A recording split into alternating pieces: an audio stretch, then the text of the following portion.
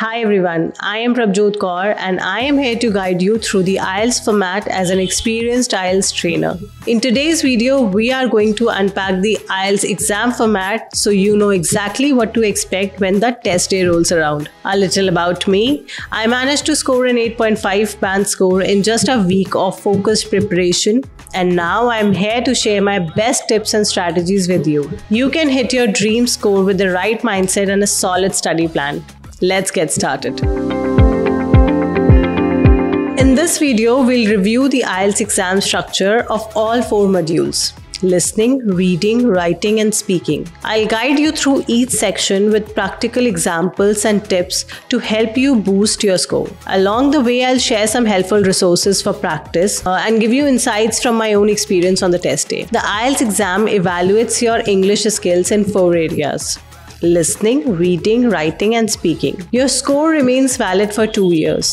So if you're aiming to study abroad, you'll need to take the academic IELTS, while the general training version is the best suited for immigration purposes. Choosing the right module is crucial. The IELTS test lasts around 2 hours and 45 minutes, with the listening, reading, and writing sections taken back to back without any breaks. The speaking section, on the other hand, can be scheduled separately. Depending on your test center, it might be on the same day or up to a week before or after the main test. You have an option to choose whether you want to give pen and paper or computer-based mode for the test. I chose pen and paper based simply as per my convenience, as it makes reading passages, flipping pages, and marking answers very easy. Ultimately, it's your choice to choose which one you want to opt for. Preparing for the IELTS on your own can feel overwhelming. I've seen it firsthand as an IELTS trainer, and that's why I'm here to make the process easier for you.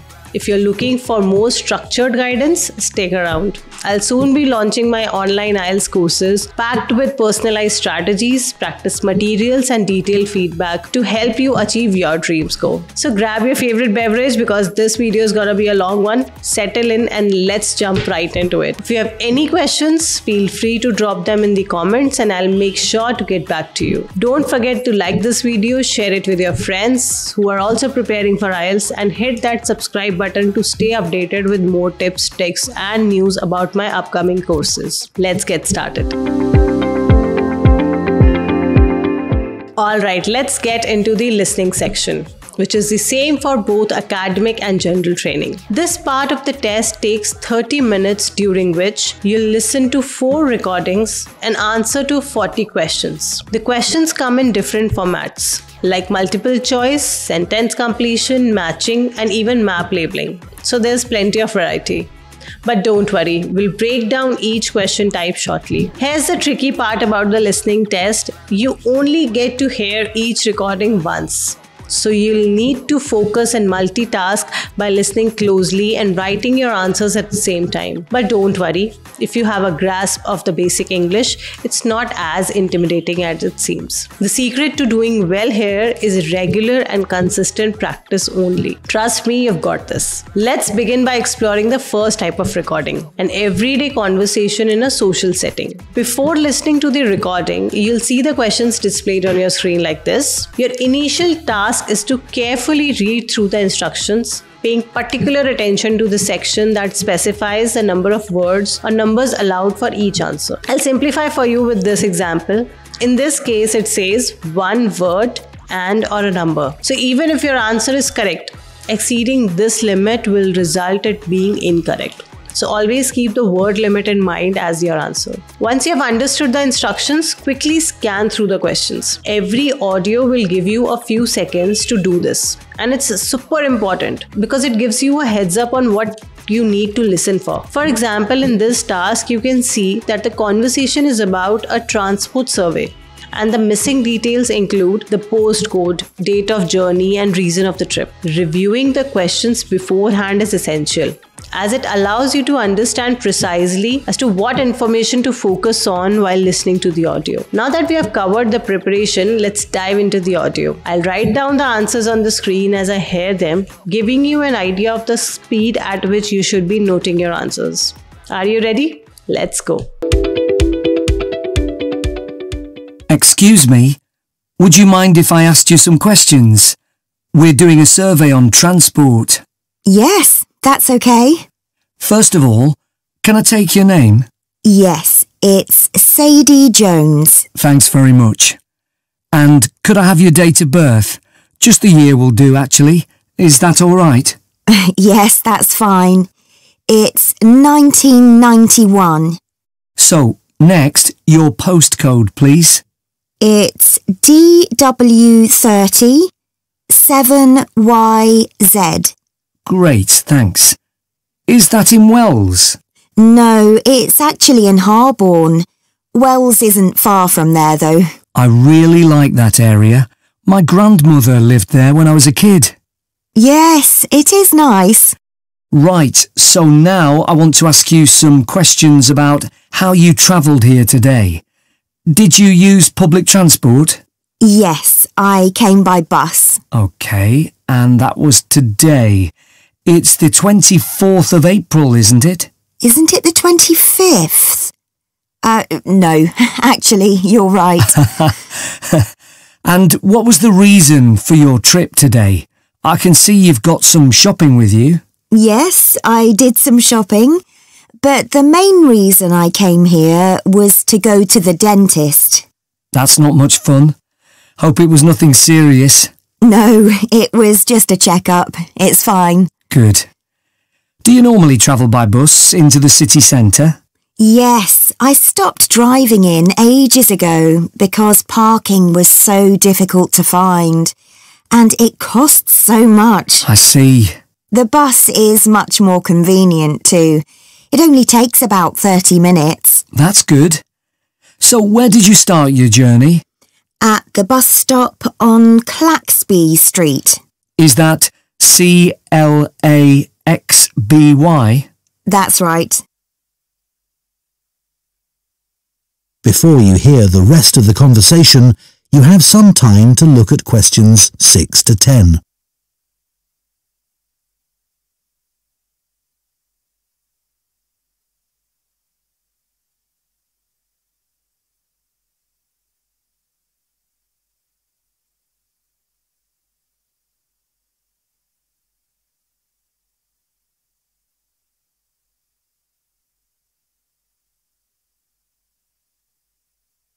Now listen and answer questions 6 to 10. And how satisfied with the service are you? Do you have any complaints? Well, as I said, it's very convenient and quick when it's on time. But this morning it was late. Only about 10 minutes, but still. Yes, I understand that's annoying. And what about the timetable? Do you have any comments about that?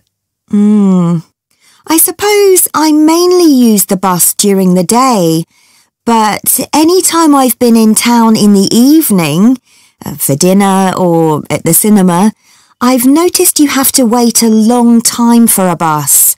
There aren't that many. OK, thanks. So now I'd like to ask you about your car use. Well, I have got a car, but I don't use it that often. Mainly just to go to the supermarket. But that's about it, really. My husband uses it at the weekends to go to the golf club. And what about a bicycle? I don't actually have one at the moment. What about the city bikes you can rent? Do you ever use those? No, I'm not keen on cycling there because of all the pollution. But I would like to get a bike. It would be good to use it to get to work. So why haven't you got one now? Well, I live in a flat on the second floor and it doesn't have any storage, so we'd have to leave it in the hall outside the flat. I see. OK, well, I think that's all we need from you today, Sadie.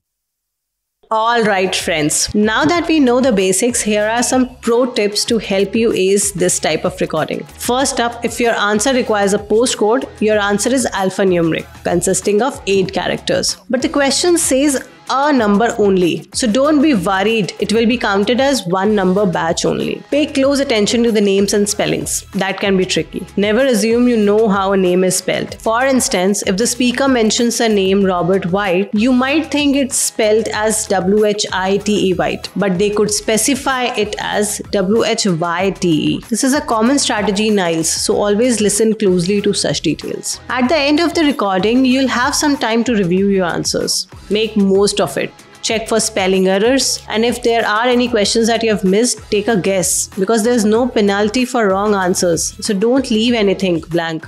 Every mark matters. Recording 1 is often considered one of the easier ones, and here's why. All you need to do is listen carefully and match the information. Pretty straightforward, right? However, there's a catch. Sometimes the speaker will mention incorrect information first and then correct it, or vice versa. This is a common tactic to throw you off. That's why it's crucial to stay attentive throughout the entire conversation. Don't let your guard down even for a second. Let's move on to recording type 2, which features a monologue. Essentially, one person speaking in a social setting, such as providing details about local services or facilities. To help you understand this better, we'll work through an example. This time, I won't reveal the answers on the screen right away. Instead, grab a pen and paper, jot down the question numbers and write your answers as you listen. Don't stress if you don't get everything correct on your first attempt. That's completely normal. Practice makes perfect, and with time you'll see significant improvement. But before we start, remember 2 things. Check the word limit at the top and skim through the questions during the time you're given before the audio starts. Now with that in mind, let's jump into the example. Ready? Let the audio begin. Good evening, everyone. Let me start by welcoming you all to this talk and thanking you for taking the time to consider joining ACE Voluntary Organisation. ACE offers support to people and services in the local area, and we're now looking for more volunteers to help us do this. By the way, I hope you're all comfortable. We have brought in extra seats so that no one has to stand, but it does mean that the people at the back of the room may be a bit squashed. We'll only be here for about half an hour, so hopefully that's okay. One of the first questions we're often asked is how old you need to be to volunteer. Well, you can be as young as 16, or you can be 60 or over. It all depends on what type of voluntary work you want to do. Other considerations, such as reliability, are crucial in voluntary work, and age isn't related to these in our experience. Another question we get asked relates to training. Well, there's plenty of that, and it's all face-to-face. What's more, training doesn't end when you start working for us. It takes place before, during, and after periods of work. Often, it's run by other experienced volunteers, as managers tend to prefer to get on with other things. Now, I would ask you to consider a couple of important issues before you decide to apply for voluntary work. We don't worry about why you want to be a volunteer. People have many different reasons that range from getting work experience to just doing something they've always wanted to do. But it is critical that you have enough hours in the day for whatever role we agree is suitable for you. If being a volunteer becomes stressful, then it's best not to do it at all. You may think that your income is important, but we don't ask about that. It's up to you to decide if you can work without earning money. What we value is dedication. Some of our most loyal volunteers earn very little themselves, but still give their full energy to the work they do with us. Before you hear the rest of the talk, you have some time to look at questions 16 to 20.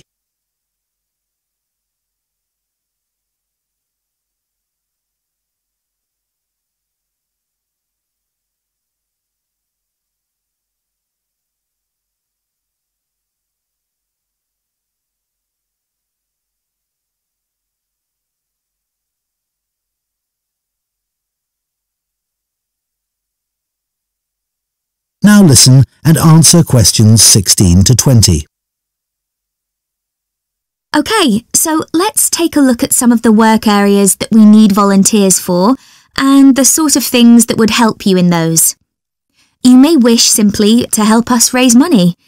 If you have the creativity to come up with an imaginative or novel way of fundraising, we'd be delighted, as standing in the local streets or shops with a collection box can be rather boring. One outdoor activity that we need volunteers for is litter collection, and for this, it's useful if you can walk for long periods, sometimes uphill. Some of our regular collectors are quite elderly, but very active and keen to protect the environment. If you enjoy working with children, we have 3 vacancies for what are called playmates. These volunteers help children learn about staying healthy through a range of out-of-school activities. You don't need to have children yourself, but it's good if you know something about nutrition and can give clear instructions. If that doesn't appeal to you, maybe you would be interested in helping out at our story club for disabled children, especially if you have done some acting. We put on 3 performances a year based on books they have read, and we're always looking for support with the theatrical side of this. The last area I'll mention today is first aid. Volunteers who join this group can end up teaching others in vulnerable groups who may be at risk of injury. Initially, though, your priority will be to take in a lot of information and not forget any important steps or details. Right, so does anyone have any questions for me about it? Alright guys, here's something fun. After you finish listening, I want you to drop your answers for questions 11 to 20 in the comments below. Don't worry if you're not sure. I'll reveal the correct answers at the end of this section so you can cross-check. So keep that paper safe and let's see how many of you got it right. Now here are some pro tips to ace this type of conversation. Tip number 1 is you have to carefully review the information on the screen before the audio begins. If it's a table, take a moment, check the headers, scan the rows and identify the missing details. This will give you a clear idea of what to listen for during the recording. Tip number 2. You have to make educated guesses beforehand. For instance, if the topic is about volunteering, possible answers could include morals, dedication, commitment, and work experience. Predicting potential answers helps you stay focused when the audio starts. Tip 3. Pay attention to plurals. If the question specifies dolphins, your answer should include the S. Tip 4. Stick to the exact wording from the audio. If the correct answer is supermarket, don't substitute it with grocery store or food mart. Your answer must match the audio word for word. Tip 5. Be ready for synonyms in the audio. For example, if the question uses the term very old, the speaker might say ancient. But don't get fixated on hearing the exact words from the question. Listen for synonyms that convey the same meaning. I know this might sound a bit tricky at first, but trust me, with practice, it becomes second nature. I'll also share some free resources at the end so you can practice these types of questions. For now, let's jump into another example from recording type 2 where you'll be asked to label a map diagram. Before the audio begins, here are a few tips to crack these map labeling questions. Tip number 1. Know your directions. The audio might mention north, south, east, west. So make sure you're ready to navigate through the map as they guide you. Tip 2. Scan the map immediately. Start from the entrance and see what's already labeled. For example, here we can see the librarian's desk to the right of the entrance.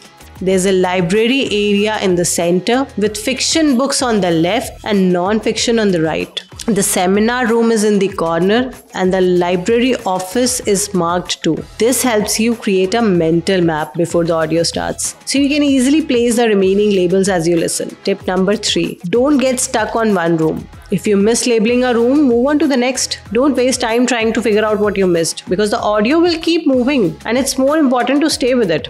Trust me, I used to get nervous with map labeling because I'm not great with directions. But after practicing, it's not as scary as it seems. With these tips in mind, I want you to give it a shot. Attempt these questions on your own and at the end, we'll go over the correct answers together. Let's now listen to the audio. Get your pen and paper ready. Okay, everyone. So, here we are at the entrance to the town library. My name is Anne, and I'm the chief librarian here, and you'll usually find me at the desk just by the main entrance here.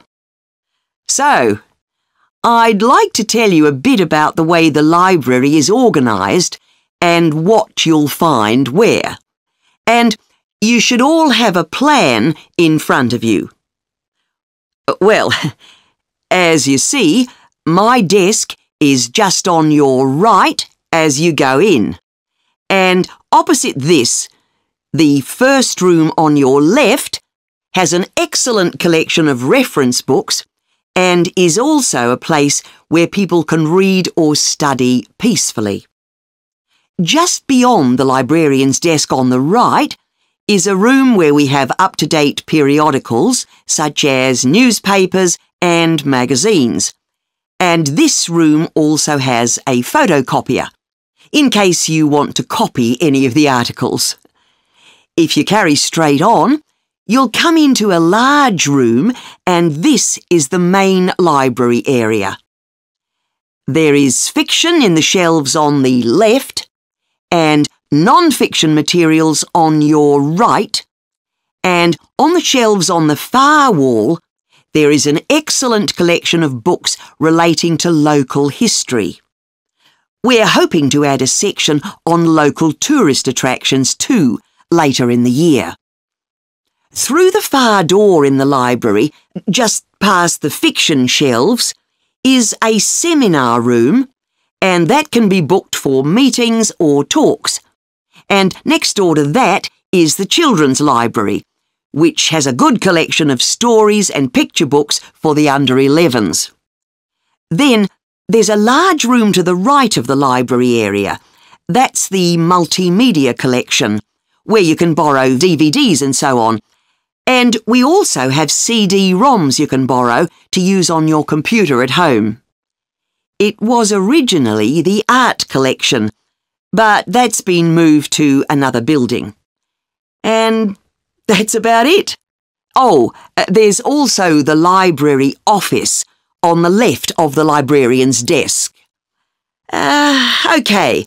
Now, does anyone have any questions? Yes, thank you, sir. So, how did that go? Don't worry if you managed to label just 2 rooms or even none. Honestly, it went over my head the first time too. Take a deep breath, rewind the recording and listen to it as many times as you want. Trust me, one of those times you'll get it spot on. Listening repeatedly will train your ears to catch the pace of the conversation and know where to focus when they start mentioning the directions. And yes, once you have nailed it, don't forget to comment below with your answers for question 19 to 23. I'll reveal the correct answers at the end of this section, so keep that answer sheet safe. Now let's move on to recording type 3. This one's interesting because it's a conversation up to 4 people, usually set in an educational or training environment. Picture a university tutor discussing an assignment with a student. That's the vibe here. But before we jump into the example, let's go over a few handy tips to tackle this type of question effectively. You have to skim past.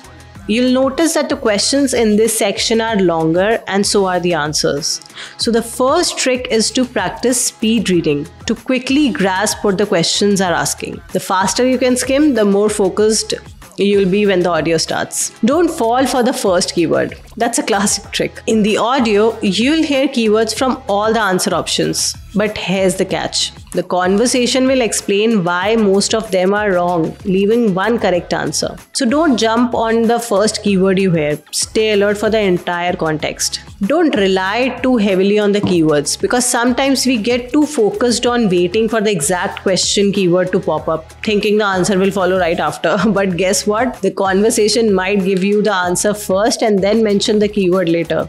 By then, it might be too late and you would have missed it already. So while the questions stay in the back of your mind, make sure your focus is on the flow of the conversation. It's all about keeping a balance between listening and processing. You'll understand what I mean once we listen to the audio. So get ready, keep your focus on the conversation and let's begin.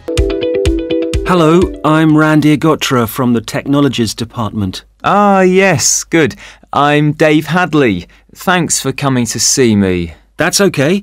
I believe you want us to do some work for you. Yes, that's right.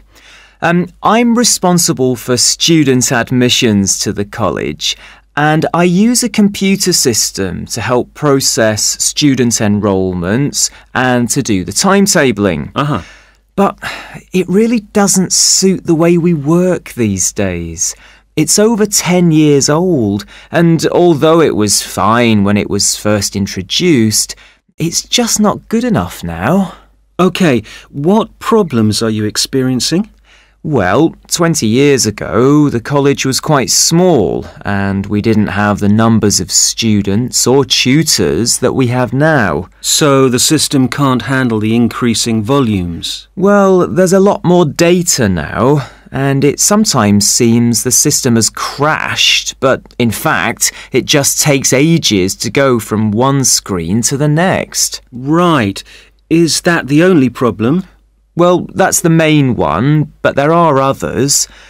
In the past, doing the timetabling was quite simple, but now we have a lot more courses, and what's made it complicated is that many of them have options. Right, but the system should allow you to include those. Well, no, it doesn't. It was supposed to.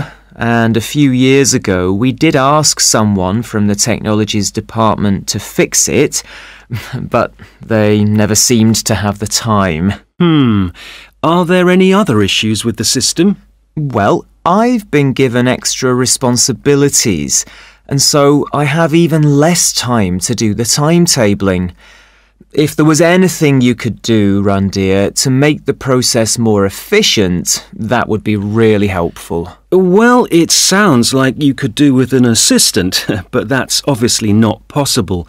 So what about having an online system that students can use to do their scheduling? How would that work? Well, it may mean less choice for students, but we could create a fixed schedule of all the courses and options, and they could then view what was available. And work it out for themselves. That sounds great. OK, so we'll need to decide whether or not to improve the existing system or to build a completely new system. Well, I'd much prefer to have a new system. Quite frankly, I've had enough of the old one. OK, that'll probably take longer, although it may save you money in the long run. When were you hoping to have this in place? Well, it's January now, and the new intake of students will be in September. We need to start processing admissions in the next few weeks, really. Well, it will take more than a few weeks, I'm afraid. As an initial estimate, I think we'll be looking at April or May to improve the existing system, but for a new system, it would take at least 9 months. That would be October at the earliest. All right, friends. Don't forget to drop your answers for question 24 to 29 in the comments below. I'm excited to see how you did. Now, even though this recording type moves a bit faster and you might not have time to race through all the questions, here's a little trick. There's usually some redundancy in the conversation. This gives you just enough time to quickly glance at the next question. With practice, you'll get better at identifying these moments. If you listen to the previous conversation again, you'll notice that once you figure out the correct answer, you have a few extra seconds to skim through the next question. So don't panic. It's all about practice. The more you do, the sharper you'll become at catching these cues. Now let's talk about recording type 4, which is the last one in the listening section. This is a monologue on an academic subject. Think of it like listening to a university lecture. This one can be a bit exhausting because you'll have to answer all 10 questions in one go. But don't worry, I've got some tips to help you sail through this part as well. First, these are sentence completion questions. And yes, the answers might come fast. You'll need to increase your skimming speed to stay ahead, especially because the questions are wordier. But here's the good news. Lectures are often divided into sections with subheadings. These subheadings act as your lifeline. So if you lose track of the lecture or miss an answer or two, you can usually catch up when the speaker moves to the next subheading. You'll see what I mean once you listen to the lecture. And as always, before the audio starts, double check the word limit of the answers. Trust me, that's the key to avoiding simple mistakes. Ready to jump into the lecture? Let's go. And as always, feel free to comment with your answers and we'll review everything together. Let the audio begin. For my presentation today, I want to tell you about how groups of elephants have been moved and settled in new reserves. This is known as translocation and has been carried out in Malawi in Africa in recent years. The reason this is being done is because of overpopulation of elephants in some areas. Overpopulation is a good problem to have and not one we tend to hear about very often. In Malawi's Majeti National Park, the elephant population had been wiped out by poachers, who killed the elephants for their ivory. But in 2003, the park was restocked and effective law enforcement was introduced. Since then, not a single elephant has been poached. In this safe environment, the elephant population boomed. Breeding went so well that there were more elephants than the park could support. This led to a number of problems. Firstly, there was more competition for food, which meant that some elephants were suffering from hunger. As there was a limit to the amount of food in the national park, some elephants began looking further afield. Elephants were routinely knocking down fences around the park, which then had to be repaired at a significant cost. To solve this problem, the decision was made to move dozens of elephants from Majeti National Park to Nkotakota Wildlife Park, where there were no elephants.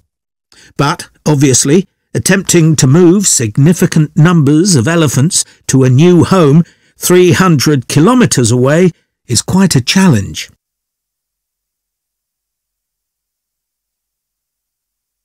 So, how did this translocation process work in practice? Elephants were moved in groups of between 8 and 20, all belonging to one family. Because relationships are very important to elephants, they all had to be moved at the same time. A team of vets and park rangers flew over the park in helicopters and targeted a group, which were rounded up and directed to a designated open plain. The vets then used darts to immobilise the elephants. This was a tricky manoeuvre, as they not only had to select the right dose of tranquilizer for different-sized elephants, but they had to dart the elephants as they were running around. This also had to be done as quickly as possible, so as to minimise the stress caused. As soon as the elephants began to flop onto the ground, the team moved in to take care of them. To avoid the risk of suffocation, the team had to make sure none of the elephants were lying on their chests, because their lungs could be crushed in this position. So, all the elephants had to be placed on their sides. One person stayed with each elephant while they waited for the vets to do checks. It was very important to keep an eye on their breathing. If there were fewer than 6 breaths per minute, the elephant would need urgent medical attention. Collars were fitted to the matriarch in each group so their movements could be tracked in their new home. Measurements were taken of each elephant's tusks. Elephants with large tusks would be at greater risk from poachers, and also of their feet. The elephants were then taken to a recovery area before being loaded onto trucks and transported to their new home. The elephants translocated to Nkotakota settled in very well and the project has generally been accepted to have been a huge success, and not just for the elephants. Employment prospects have improved enormously, contributing to rising living standards for the whole community. Poaching is no longer an issue, as former poachers are able to find more reliable sources of income. In fact, many of them volunteered to give up their weapons, as they were no longer of any use to them. More than 24 elephants have been born at Nkotakota since relocation. With an area of more than 1,800 square kilometres, there's plenty of space for the elephant population to continue to grow. Their presence is also helping to rebalance Nkotakota's damaged ecosystem and providing a sustainable conservation model which could be replicated in other parks. All this has been a big draw for tourism, which contributes 5 times more than the illegal wildlife trade to GDP, and this is mainly because of the elephants. There's also been a dramatic rise in interest from I hope you had fun tackling those questions. Don't forget to drop your initial answers for questions 30 to 39 in the comments below. Now that we have covered the 4 types of recordings you might encounter in your IELTS listening section, let's wrap up with a few essential tips to help you perform your best on the test day. First off, never miss the word count instruction. This small detail can make or break your answer. Secondly, make it a habit to skim through the questions before the audio starts. Trust me, this one habit will improve your score significantly by helping you know exactly what to listen for. Also, a word of caution, the first keyword you hear is usually not the answer. They throw in tricky distractions, so stay focused throughout the conversation. And if you miss an answer, don't dwell on it. Move on to the next question right away. If you spend too much time stressing over one answer, you'll likely miss out on the next couple as well. Once the audio is over, take a moment to double check your answers for spelling mistakes and make educated guesses for any questions you might have missed. There's no negative marking, so never leave a blank space. Every answer is a chance to score. Now it's time to reveal the answers for all the examples we have discussed. Cross-check them with what you have written and see how many you got right.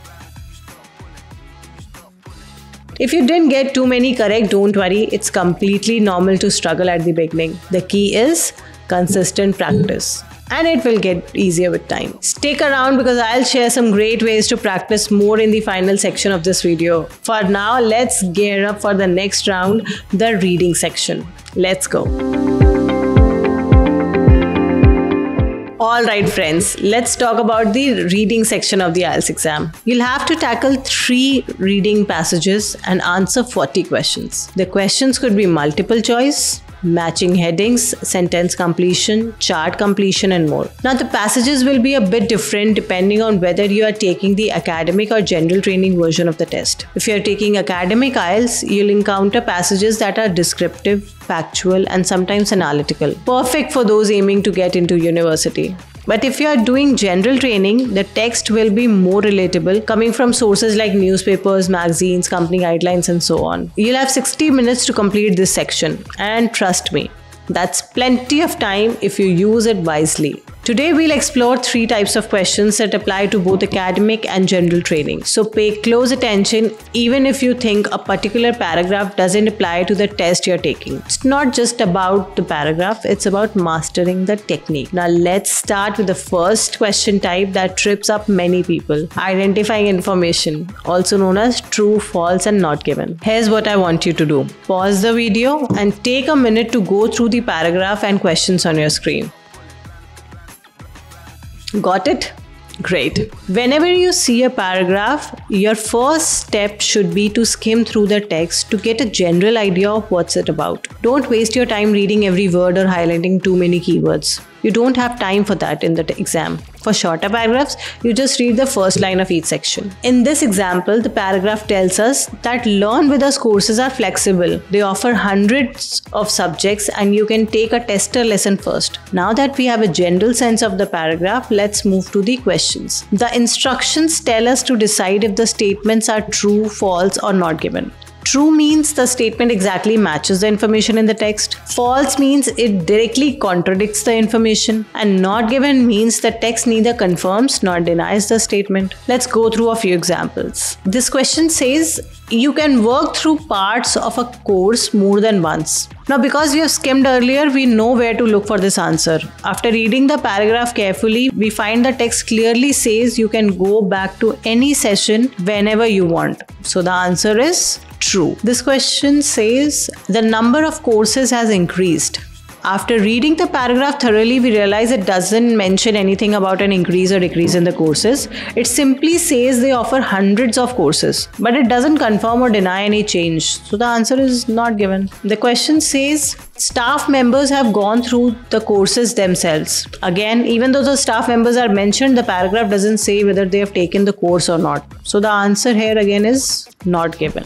Now this question might seem tricky at first. It says everyone takes the same tester lesson. Initially, you might think this is true. But then we read the tester lesson is based on the subject of your choice, which means it varies. So the answer is false. For this question, the statement is the courses are available on the weekends. The paragraph mentions that they operate during normal working hours, which typically do not include weekends. So the answer clearly is false. You'll get better at these types of questions with practice. But I recommend going back and reviewing each statement to really understand the difference between false and not given. If you have any doubts, feel free to ask me in the comments. Now let's move on to the next question type, matching features. Pause the video and go through the paragraph and questions. In this task, we need to match the items with the person or group who invented them. Start by skimming the text. Since this passage has more information, read both the first and last sentences of each paragraph to get a sense of where everything is. Once you have done that, head to the questions. Here we are matching different items with the people who first invented or used them. For example, black powder. When we go back to the paragraph and read thoroughly, we see that Chinese are credited with this discovery. So the answer is A. Now I want you to try answering question 9 and 10 on your own. Comment below and tell me your answers. Don't worry, I'll display the correct answers at the end of this section for you to cross-check. Make sure to pause the video and give it a shot. Finally, let's move to the last question type, summary completion. These questions ask you to fill in missing words in a summary based on the passage. Pause the video and take a look at the text and the summary. Here are 3 quick tips for this type of question. Read the instructions carefully. Here you can't write more than 2 words. If you do, the answer will be marked wrong automatically. You have to use exact words from the passage. No synonyms, no interpretations. For example, if the answer is frustration, don't write irritation or annoyance. Stick to the word in the text. A hyphen between 2 words counts as 1 word. For instance, first hyphen time is 1 word and user is the second word. So it means first time user meets the 2-word limit. Now I want you to try question 13 to 15 and let me know what your answers are. Comment below and share them. Before we wrap up, here are 3 general tips for reading section. First, while skimming, read the first and last lines of each paragraph, then move quickly to the questions. Second, when answering, go back to the paragraph and read it thoroughly to locate the exact information. Third, in general training, the questions usually follow the same order as the information in the passage. So keep that in mind while answering. And with that, here are the answers for all the examples we have discussed today. Take a moment to cross-check them with your notes. Remember, the key is practice. So don't worry if you didn't get everything right today. It will get easier with time. Now let's move on to the next section, writing. Alright everyone, let's dive into the writing section of the IELTS test. You have 60 minutes to complete 2 tasks, Task 1 and Task 2. Here's the catch. Task 1 is a little different depending on whether you're taking the academic or general training version. Let's break it down. For Task 1 academic, you'll be given something like a graph, table or diagram, and your job is to summarize or explain that information in your words. Think of it like this. You're telling the story of a data using clear formal language. If you're taking the general training test, Task 1 is a bit different. you'll be asked to write a letter. It could be a letter requesting information, explaining a situation, or something along those lines. This letter could be personal, semi-formal, or formal depending on the situation. Now, you are advised to spend no more than 20 minutes on task 1 because it carries less weight in marks than task 2. You'll need to write at least 150 words for task 1, and trust me, with some smart planning, it's more than enough. Coming to task 2. It's the same for both academic and general training. You'll be asked to write an essay in response to a point of view, problem, or an argument. Ideally, you should spend 40 minutes on this task and write at least 250 words. And remember, for the academic test, your essay must be formal, but in general training, your style can be a bit more personal depending on the topic. Let's jump into an example for task 1, academic first. If you're preparing for general training, feel free to skip ahead to the relevant example, or you can stay and learn both. On your screen, you can see a diagram that shows the brick manufacturing process. Your task here is to summarize the key features, report the main steps, and make comparisons where relevant. The examiner will be checking if you can identify the important information and write a well-organized overview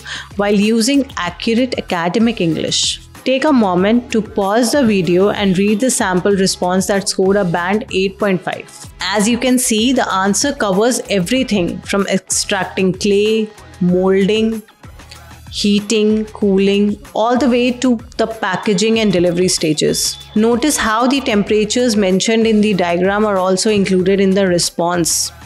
Details matter. And see how the writer has used paragraphs to convey the information clearly and logically while using a variety of vocabulary to describe the process. Now in your writing task, you are scored on 4 criteria: task achievement or task response, coherence and cohesion, lexical resource, and grammatical range and accuracy. Task achievement or response means how well you cover all the key points while including anything extra. Coherence and cohesion mean how well your response flows with logical connectors and proper paragraphing. Lexical resource means the range and the accuracy of your vocabulary. Grammatical range and accuracy means how well you use complex sentence structures and avoid errors. Let's now switch gears to task 1, general training. If you're preparing for academic, feel free to skip to the task 2 example. In this example, you're asked to write a letter to an accommodation officer requesting a change in your accommodation because you're finding it difficult to work with your current roommate. Pause the video to read the sample letter, which scored a band 7. According to the examiner, the letter is relevant and covers the first 2 bullet points well, but it could have provided more details about the room preference as well. Help you approach task 1, general training.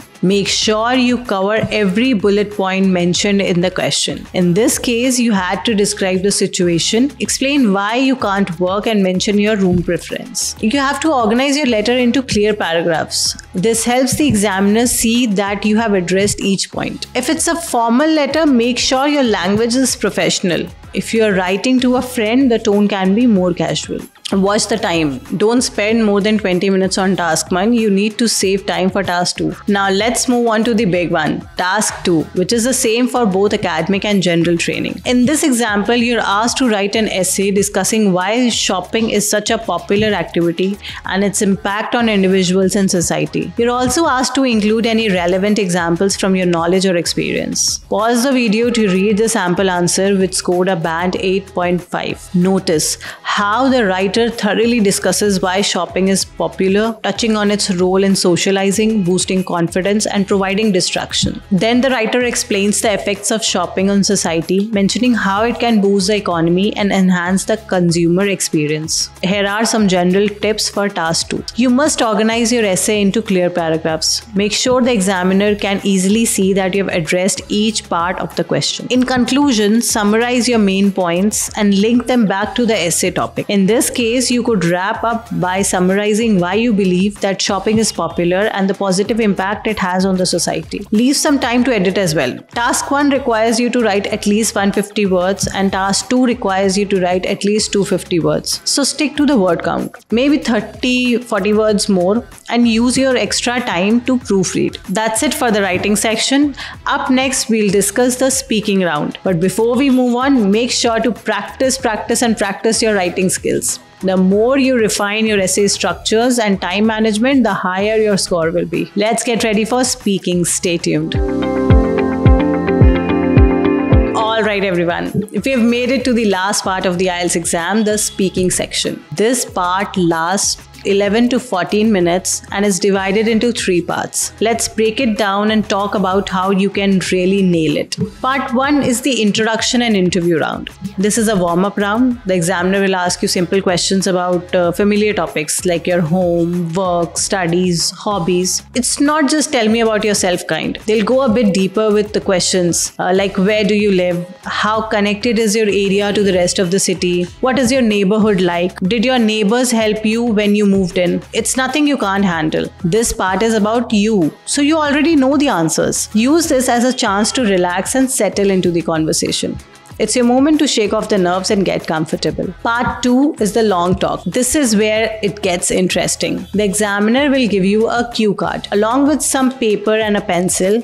You'll have 1 minute to prepare and then you'll need to speak for 1 to 2 minutes without interruptions. For example, when I took my test, my topic was to describe an ideal person I admire. I spoke about someone who inspires me, a friend of mine who's incredibly disciplined and always finds time to help others. I described their qualities, why I admire them, and how they've influenced me. Here's the secret.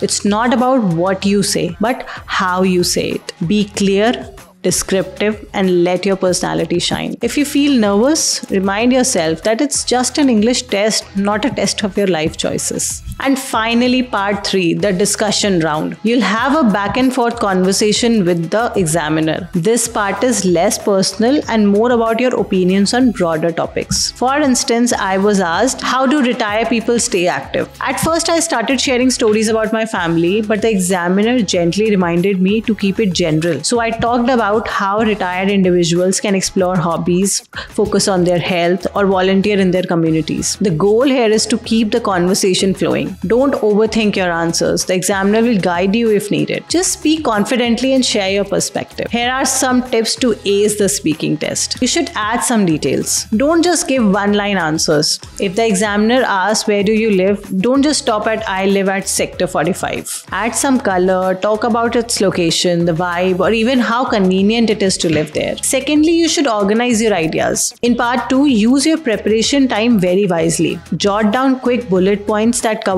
all aspects of the question. For example, if you're describing someone you admire, note down their qualities, an example of their actions, and how they have impacted you. Third, you have to be yourself. Don't try to force fancy phrases or idioms into your answers. Keep it natural, like you're having a conversation with somebody you trust. You should speak clearly. If you have a distinct accent like most of us do, focus on clarity. Speak at a comfortable pace with pauses so the examiner can follow you easily. If possible, you should visit your test center a day before so there are no surprises. On the day of the exam, you should arrive early and stay calm. It helps to set the tone for the day. If your test center lets you choose a speaking slot, go for an earlier one to avoid waiting for hours. That's all for today. If you found this video helpful, like, subscribe and hit that bell icon to keep updated on such content. All the best for your IELTS exam.